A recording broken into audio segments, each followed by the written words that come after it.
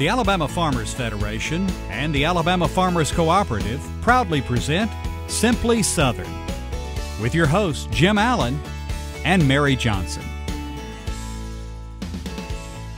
Good morning and welcome to Simply Southern. I'm Jim Allen. And I'm Mary Johnson. Thanks for joining us for the stories of life in the South. On today's show, we'll see how one Coosa County farmer is working to revive the native quail population in Alabama.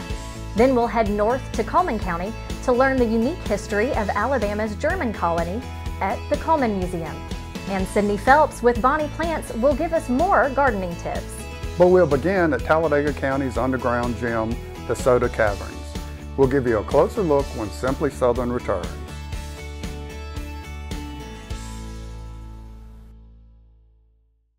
There's no such thing as downtime when you own a farm. This is your land. You tend it and try to get the most from it, no matter the weather or time of day. It's been that way for generations. And for generations, your local quality co-op store has been there for you, with a full range of agriculture supplies and services, from feed to fertilizer, seed to grain storage, and the right hardware for any application.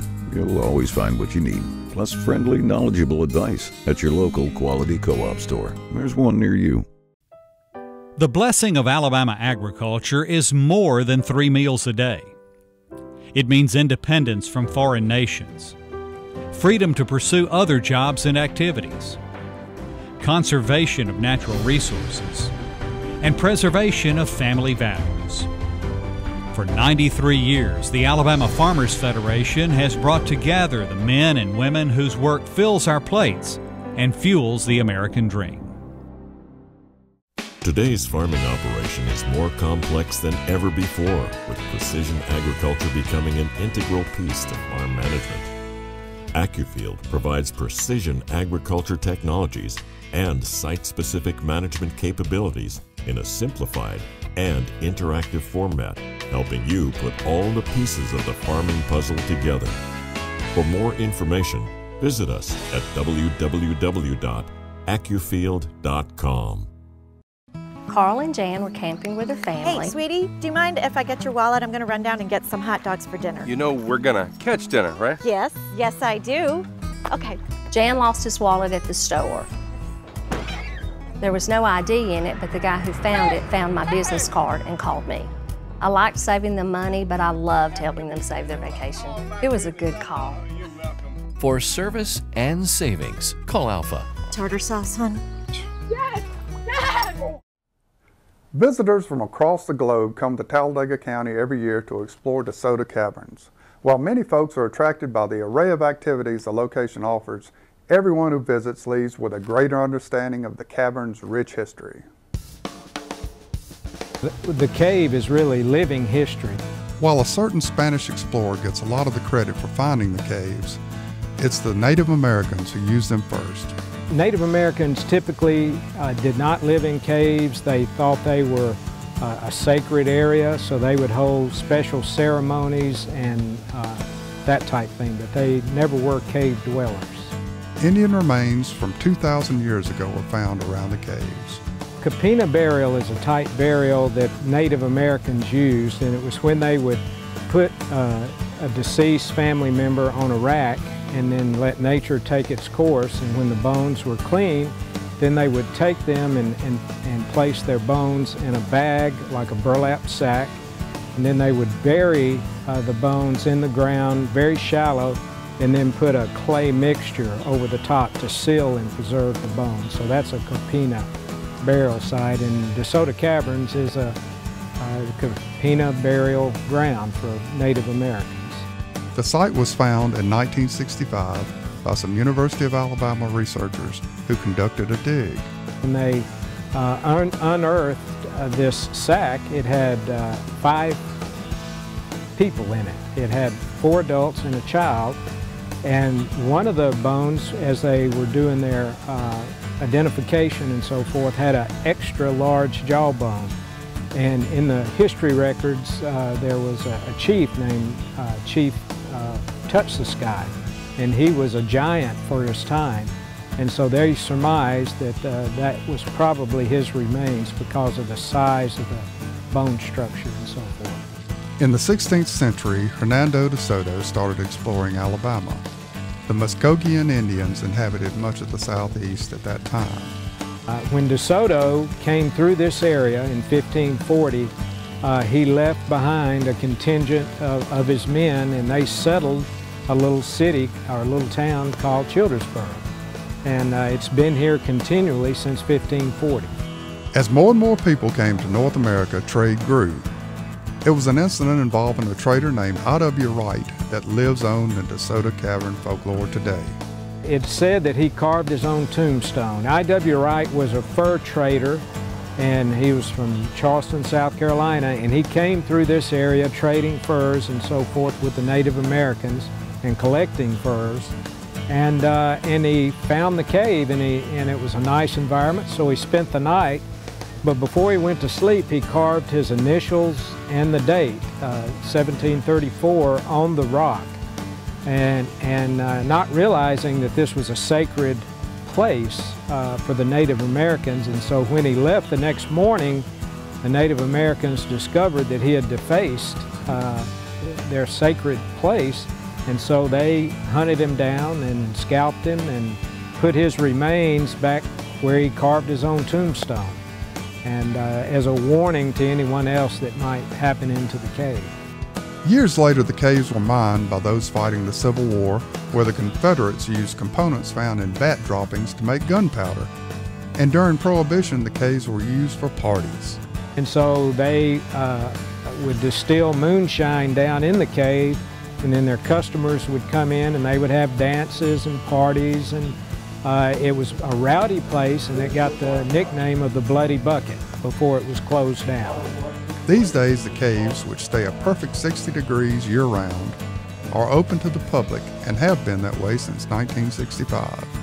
The public used to enter before it was a show cave with lanterns and lamps and so forth through a rope down a mudslide. So I've had many, many stories of people telling me when they were teenagers coming down here and going into the cave and exploring kind of on their own.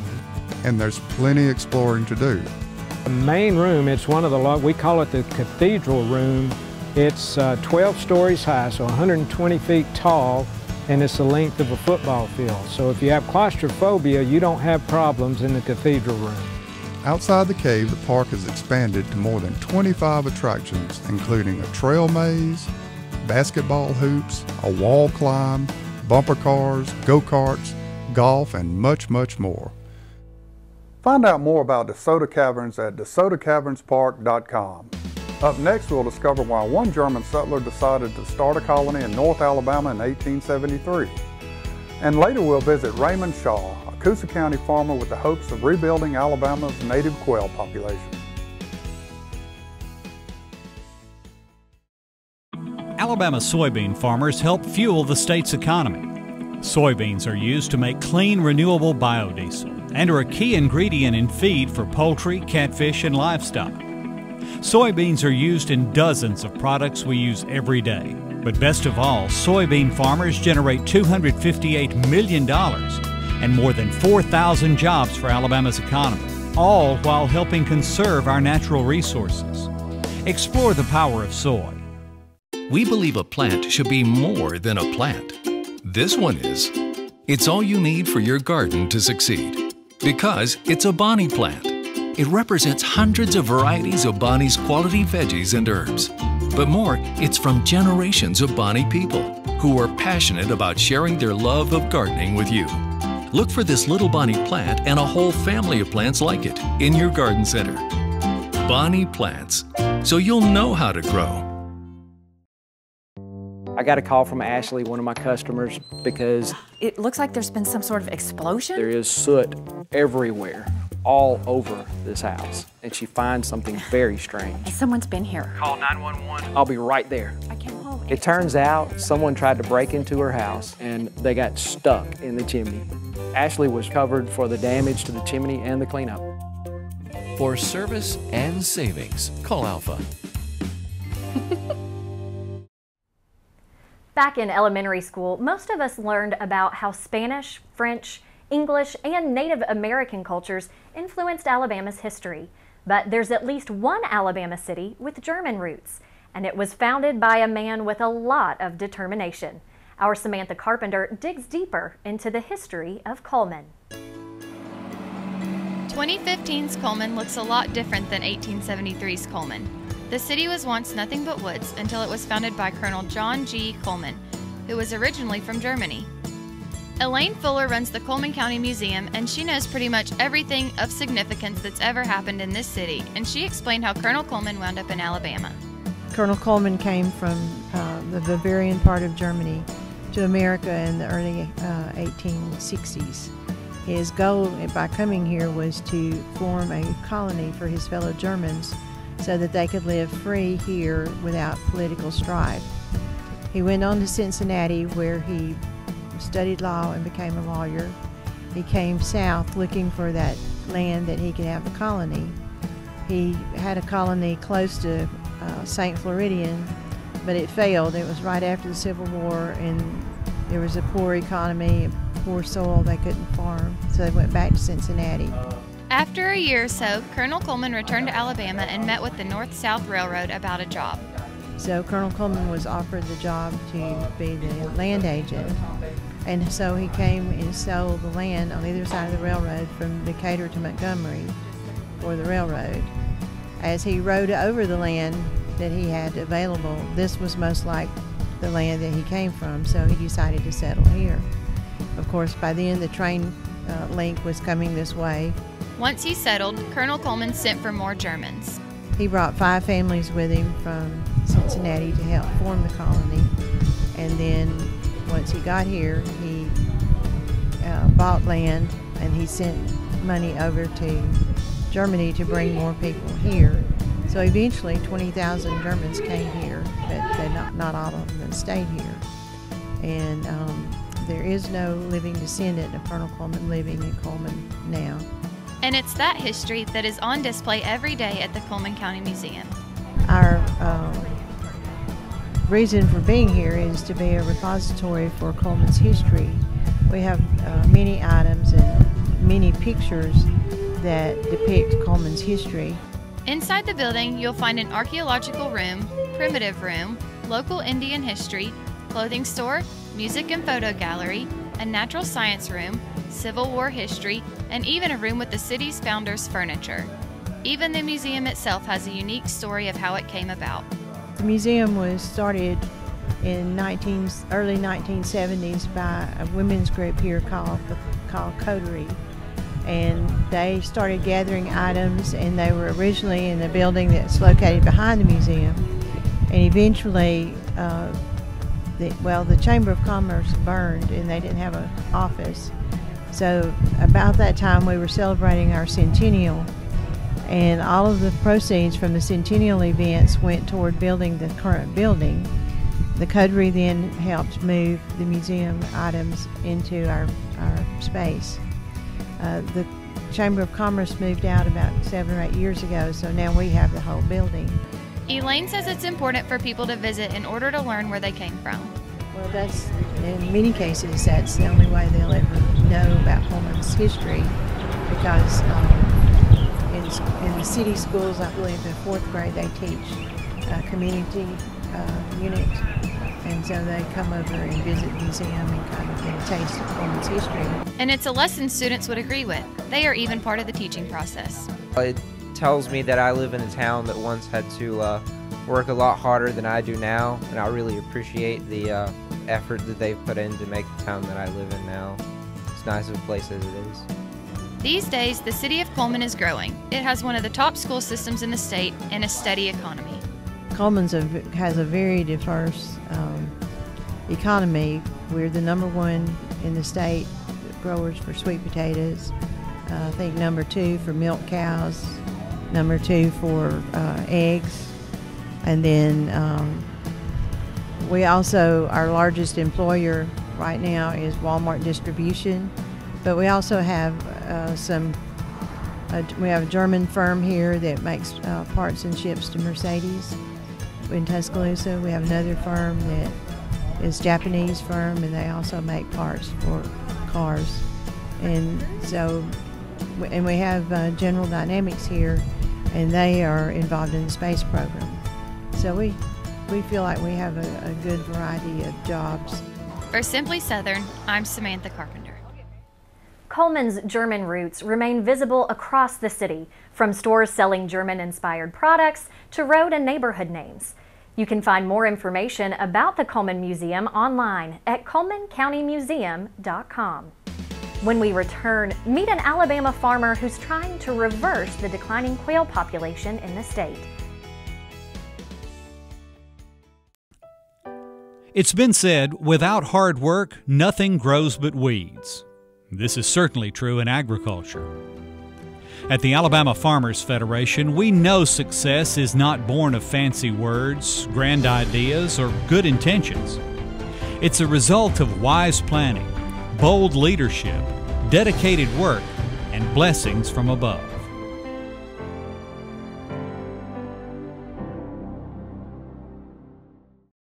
There's nothing quite like sitting down to a home-cooked meal with fresh vegetables from the garden. With Bonnie plants from your local quality co-op store, you can enjoy the freshest vegetables right from your own backyard. And no matter if you're a raised bed gardener, a rose gardener, or if you farm hundreds of acres, your quality co-op store has exactly what you need to get the most out of your plants. You'll always find what you need, plus friendly, knowledgeable advice at your local quality co-op store. There's one near you. Alabama soybean farmers help fuel the state's economy. Soybeans are used to make clean, renewable biodiesel and are a key ingredient in feed for poultry, catfish, and livestock. Soybeans are used in dozens of products we use every day. But best of all, soybean farmers generate $258 million and more than 4,000 jobs for Alabama's economy, all while helping conserve our natural resources. Explore the power of soy. The familiar bob-white call of a quail is becoming more rare in Alabama and across the southeastern United States. A number of factors led to the dramatic decline in quail population, but today hunters, conservationists, and concerned farmers are working to reverse that trend. Kevin Worthington has more from Coosa County. I'd say habitat probably is the most critical element, and that's the one you probably need to look at first. Habitat, there are 2 or 3 essential elements for good habitat. One of them is you have to have adequate sunlight that hits the ground. And that sunlight causes things to grow that are good for quail. Wildlife biologists believe the loss of habitat is the primary factor in the decline of the quail population.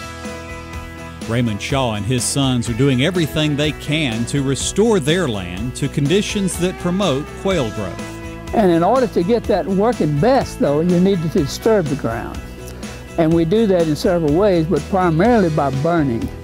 We burn all of our quail cores every 2 years. We burn half of it each year. And then that disturbs the soil, and that encourages the type of plants that we want to grow. Another factor that promotes wild quail is predator control. The Shaws trap on their land, but that only controls part of the problem. Other predators can be addressed by, again, looking at habitat. Snakes are an example of something that gets in the nest. And you say, well, how do you control snakes? Well, you really can't, but you can control the environment that discourages them, like not leaving rotten logs around and that kind of thing. So by giving thought to it, you can come up with ways that discourage predators. The Shaws repopulated their farm with quail, but they stressed that not just any birds will survive, even with the best habitat. We brought in some pen-raised birds, and we found that less than 1% survived, so we gave up on that idea. But our quail consultant recommended a plan that Tall Timbers uses, in which they are able to get wild quail eggs, hatch them in a controlled environment, put them with a wild hen, and by the time they're 5 weeks old, they are pretty well set, and you can release them, and they have as much success with those as you do with wild birds. Unfortunately for hunters, the Shaw farm, known as Pentholaco Plantation, doesn't provide fee hunts. Mr. Shaw says only family members can hunt here, and it's a project that's brought them closer together. But it's also one that has not only restored the quail population, but restored their farm as well. We think restoring quail is a conservation project, but making the land look better and be more productive. And fixing things that are wrong with the land. Lots of this land was farmed years ago and it was left to wash, so we fill in washes and we do lots of things that are designed just to bring the land back to its natural state. For Simply Southern, I'm Kevin Worthington. To find ways you can help restore Alabama's quail population, visit quailforever.com. Up next, we'll have more gardening tips from Sydney Phelps of Bonnie Plants. This seems unbelievable, but I promise it's true. What's with the buzzing? Oh, that's a raven. That's a good omen. He knows we're coming back with dinner. Well, that bird had a bunch of friends. And when Scott got back to the camper... Well, that was a bust! What? Scott! Wait, what did you do? It's raining inside. His new camper was a total loss, but his Alpha policy covered it. It's that bird. For service and savings, call Alpha. Making sure you're covered? Good call. There's no such thing as downtime when you own a farm. This is your land. You tend it and try to get the most from it, no matter the weather or time of day. It's been that way for generations. And for generations, your local quality co-op store has been there for you, with a full range of agriculture supplies and services, from feed to fertilizer, seed to grain storage, and the right hardware for any application. You'll always find what you need, plus friendly, knowledgeable advice at your local quality co-op store. There's one near you. Today's farming operation is more complex than ever before, with precision agriculture becoming an integral piece to farm management. AccuField provides precision agriculture technologies and site-specific management capabilities in a simplified and interactive format, helping you put all the pieces of the farming puzzle together. For more information, visit us at www.accufield.com. We believe a plant should be more than a plant. This one is. It's all you need for your garden to succeed. Because it's a Bonnie plant. It represents hundreds of varieties of Bonnie's quality veggies and herbs. But more, it's from generations of Bonnie people who are passionate about sharing their love of gardening with you. Look for this little Bonnie plant and a whole family of plants like it in your garden center. Bonnie plants, so you'll know how to grow.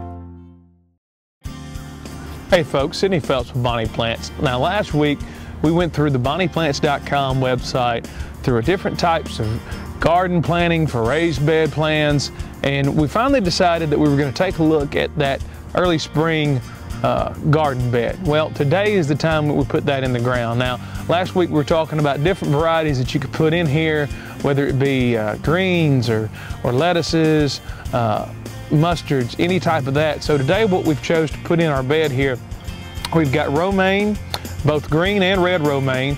Now 21 days, these will have leaves on them ready for you to harvest, or you can wait the full 50 days and have the full head or torch that you're used to seeing when you break it apart for your salads. We've got our butter crunch lettuce, which is a bib lettuce. It's a leafy lettuce that goes great with salads. You can also use red sales or head lettuce. In this case, we just wanted to put the bright green bib lettuce in the garden. From there, we've got Lasianato kale. Now, Lasianato is known as black kale or Tuscan kale or even dinosaur kale. But kale is a trend item right now, without a doubt. Popular in smoothies or doing kale chips or using it just for any day use. Besides the Lasianato kale, Bonnie also carries the winter boar kale. We're going to put some Swiss chard in this. Swiss chard can brighten up any garden, whether it be in a container, a raised bed. It's going to grow tall. It's going to have the rainbow colored stalks that are red and orange and yellow, green, growing all the way through your garden. It adds a nice hint of color, but the best thing is you can take it, use the stalks, cut them up, saute them with some olive oil and garlic, and make a great dish that way. And to finish out the garden, we're going to use Pac-Man broccoli. Now, Pac-Man is a great broccoli. It's going to have an average head size anywhere from 5 to 8 inches, so you're going to get a lot of broccoli out of one head. But basically, to start this off, we're in a 4x8 raised bed garden that's made out of untreated 2x6s and 2x4s for the inner support walls. You can downsize this. It can be a 1 level or a 2 level. You can make it any length that you want, whether it be a 4x4 or 4x6, whatever you've got room to work with. Make sure you measure that out and you can put it in. Here we've got a 4x8 though. And when you're planting cole crops, they're going to come in a pack. They're going to be nine plants to a pack. So make sure you work out what type of size you've got and the space that you've got able to plant it. But the one thing when you're dealing with packs, you want to push up from the bottom, all right? When you push up from the bottom, as you can see, that plant is easing out. You've got a good root system. You don't want to yank from the top because you're liable to pull that plant right out and yank it. But whenever you're dealing with a pack product, especially cole crops, you want to plant them container deep. So peppers, herbs, cole crops, they go container deep versus a tomato that gets planted half or 3/4 of the way the deep. Now, when I mean container deep, you can see where we have the soil line. So basically when you're planting, you'll dig out a spot here in your garden and you'll go right to where the leaves are covered up. And that's basically the way that you want to plant that. Now, we've got 8 more plants here and we've got a ton more to get in the garden. We're going to lay this out and work it in height. And you should do that anytime you're working in a raised bed garden because you want to have ease of access to your items. So we're going to go with our lettuces here towards the front. We're going to move to the kale and we'll finally have the Swiss chard in the back. So let's get planting and we'll have everything in. So come back in a few weeks. You're going to see this full garden in maturity and we'll see you then. Remember, you can visit bonnieplants.com for more gardening information and backyard projects. Their website even features activities you could use as school projects. For more information about all the stories featured on today's show, be sure to visit the websites for each location. Visit DeSotoCavernsPark.com for more information on the Talladega attraction. You can go to CullmanCountyMuseum.com to book a tour of the Cullman County Museum, and QuailForever.com will have information on quail conservation. Plus, BonniePlants.com has all the information you'll need to answer gardening questions. The Simply Southern Facebook page will also have information on today's featured stories, just like Simply Southern on Facebook, and you'll also see details on upcoming stories. Join us again next week at the same time when we'll show you how one Alabama woman attracts thousands of hummingbirds to her home to be banded. And we'll visit Middleton Dairy. It's a working dairy farm on the Mississippi-Alabama border that recently opened as an agritourism attraction. Thanks for joining us for this week's Simply Southern. I'm Jim Allen. And I'm Mary Johnson. We hope to see you again next week.